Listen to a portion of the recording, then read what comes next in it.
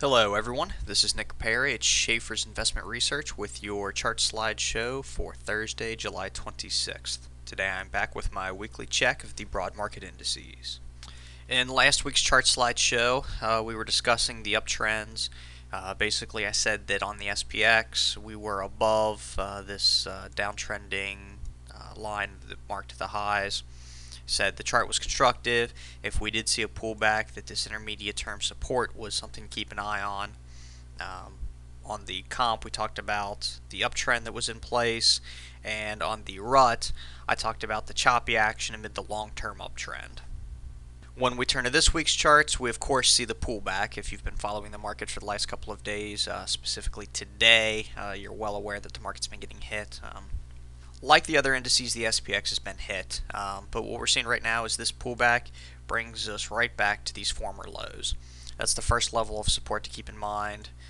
We've got this level down in here, which was the previous peak that's just falling off the chart right back there. So what we've got here is basically, in the context, if you look at it this way, we've got an uptrend, and now we've got a consolidation. We saw a little bit of a breakout. Turns out to be a fake out breakout on the upside. Now we're seeing a pullback that's testing the lower end of this first level of support. We've also got secondary support there.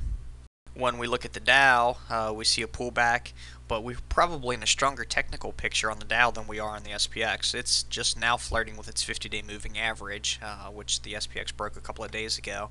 But we're still above this congestion zone right here. So while the headline Dow 300-point move is obviously going to grab attention, the technical picture is, depending on how you look at it, either good or bad. And I say that because if you're like me, basically you're saying it's still constructive. But the potential bad thing is that we are still extended from this intermediate term support. So if we do see some selling pressure still come in, we could see selling bring it down to here, and the overall chart still doesn't look that bad. That's not necessarily a comforting thing to hear, but I think it's an important thing to keep in mind. As far as the comp goes, basically, I think it's still safe to say that this uptrend's still in place. Maybe safe is too strong a word, but it's still definitely moving higher. We have seen a pullback. We still have a rough pattern of ascending lows still in place. If we see a breakdown below, close to 2,500, that support zone right there, now you've got the potential to, see some poor technical action, but for now we've still got some room to pull back and still have the technical picture be okay in my opinion. Alright, as far as the rut is concerned, I guess I feel like I've got a little bit of egg on my face here. I talked about the long-term uptrend, which is still in place, but I talked about the day-to-day action, the day-to-day grind being boring, and the rut has definitely been hit harder than the other indices. So from that perspective, I feel like that was sort of wrong and talking about maybe it gets whipped around.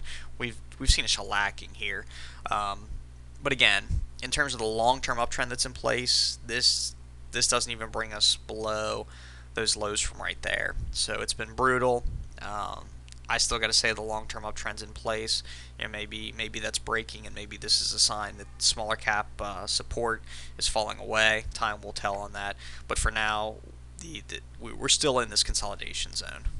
As far as my overall thoughts on the week, I guess I would have to say that the charts definitely don't look bad yet, and add that we could even still see some selling pressure come in, and they still wouldn't look bad. Earlier today in the blog, I talked about the percent of ETFs being at oversold levels. It was relatively minor today, this morning. I'm sure that's going to tick up once we get today's closing data in there.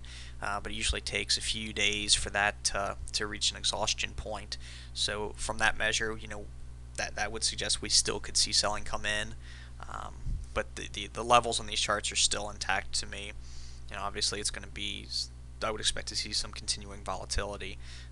So I guess my best advice would be just to stay tuned to the action, stay tuned to the blog and see how it develops. But for now, it doesn't look that bad, even though it feels pretty brutal.